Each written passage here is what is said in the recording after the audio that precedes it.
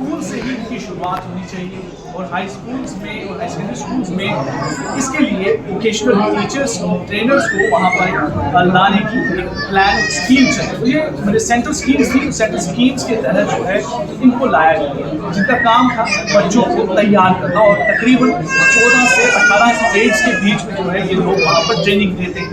लेकिन विडम्बना देखिए कि 2016 से ये लोग वहाँ पर अपॉइंट हो रहे हैं, लेकिन उनको एक कंसोलिडेट सैलरी पे रखा गया और ना ही उनकी सैलरी एनहेंसमेंट की और ना ही कोई इनके लिए जॉब पॉलिसी फ्रेम की।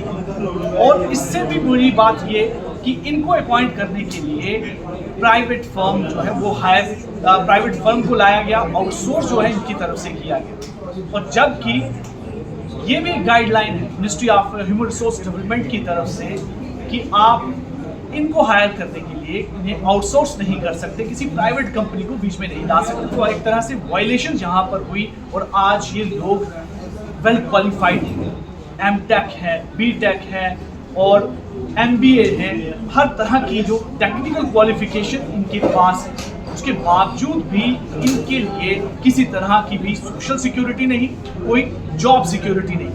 ये सिचुएशन है इस समय जम्मू कश्मीर में जितने भी वोकेशनल ट्रेनर्स हैं। एक बड़ी इंपॉर्टेंट बात कही गई थी जब स्कीम लाई गई सेंटर की तरफ से, ये सेंट्रल स्कीम की ministry of human resource development की तरफ से, कि जब आपको हायर किया जाएगा तो किसी तरह से आउटसोर्सिंग नहीं होनी चाहिए। तो पहले ही यहाँ पर आउटसोर्सिंग हुई। इस सिचुएशन को आप कैसे देखते हैं कि क्या आज सारी गड़बड़ वहीं से शुरू हुई?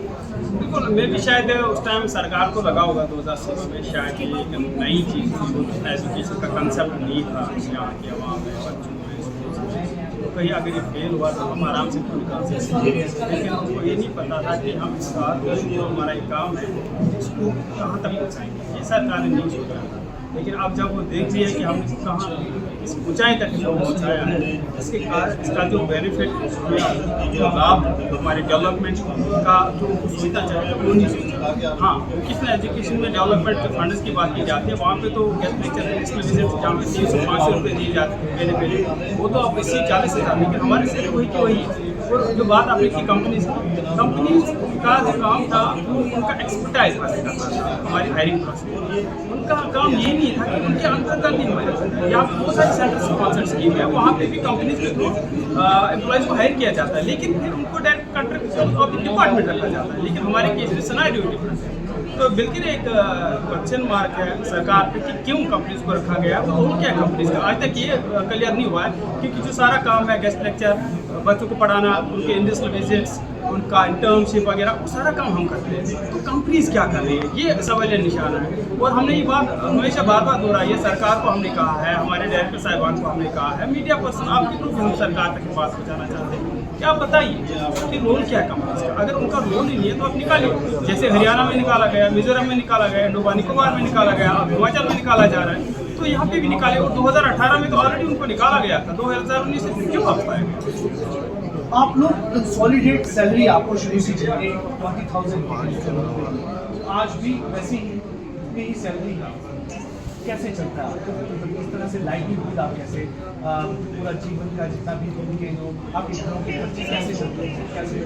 बिल्कुल सर, आप समझते संघर्ष हमारी जवानी लुट गई।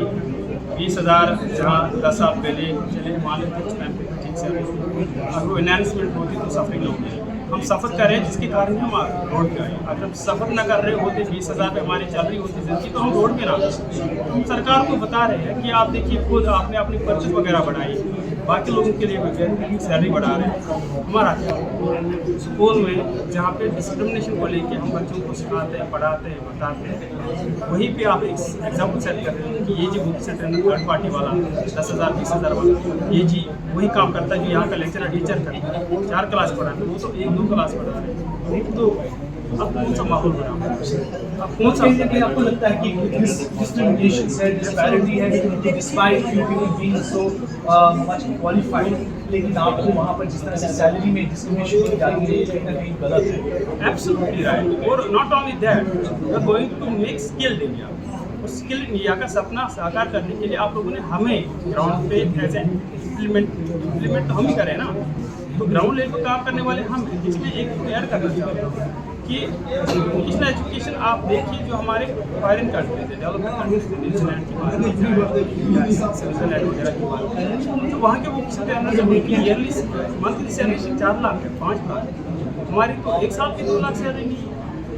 आप जो स्किल इंडिया की बात कर रहे हो, वहाँ उनको देख के आप लोगों ने ये यहाँ पे स्टार्टअप किया है ताकि एक स्किल्ड इकोसिस्टम आप क्रिएट करें। ये तो प्रधानमंत्री जी की बड़ा इनिशिएटिव कि मेक इन इंडिया होना चाहिए, बड़े बच्चे जो पढ़ते हैं वहीं पे स्किल प्रोवाइड की जाए ताकि स्किल डेवलपमेंट के लिए इंडस्ट्री के लिए प्रिपेयर्ड हो जाए। तो उसमें आप लोगों का बड़ा एक अहम रोल रहता है। तो लगता है कि उसके कुछ आउटकम्स भी आते हैं।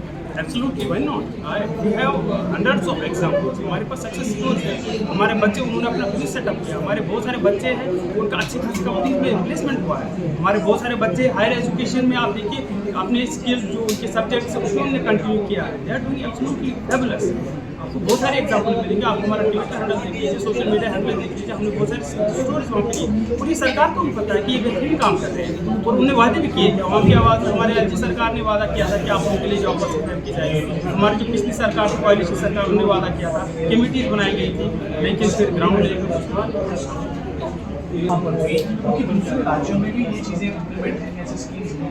वहाँ पर सिनेरियो डिफरेंट है क्योंकि उनको वहाँ पर चीज़ें मिल रही है, बेनिफिट मिल रही है, लेकिन यहाँ पर कहाँ पर मामला आगे समझ में नहीं आ रहा है। हमारी जो फाइल हमारी जो मिनिस्टर ऑफ एजुकेशन है वहाँ से फाइल हमारी समग्र शिक्षा अभियान वहाँ पे हमने क्लियर कर कहा कि बिल्कुल हम बाहर करके कंटिन्यू इसको कर सकते हैं, विदाउट कंपनी काम चला सकते हैं। उन्हें ये तक कहा है उस ऑर्डर में, मेरे पास ऑर्डर है कि हायरिंग का जो प्रोसेस है उसमें भी हम कंपनीज को वगैरह आराम से कर सकते हैं हायरिंग का फर्दर जो उनको एंगेजमेंट करने के लिए।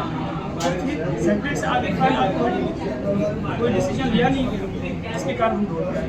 लेकिन वही है ना, अल्टीमेटली आप लोगों ने प्रोटेस्ट का जो इख्तियार किया, लेकिन जो पिछले दिनों जो इंसिडेंट हुआ बड़ा अनफॉर्चुनेट था, लेकिन इस इंसिडेंट में आपके एडमिनिस्ट्रेशन की जरूरत हुई। आपको क्या लगा? आप मायूसी है क्योंकि अभी इलेक्टेड गवर्नमेंट भी देखिए मायूसी तो ऑब्वियसली है, लेकिन हमारे जो मुद्दे वो कम, हम तो अपनी बात अपनी आवाज़ है उसको तो बुलंद करके रहेंगे। तो जब तक ना हमें इंसाफ मिलेगा उस बात ये रहेगी। हाँ, एक चीज़ है कि कहा जा रहा है कि हमारी स्टेट हमारी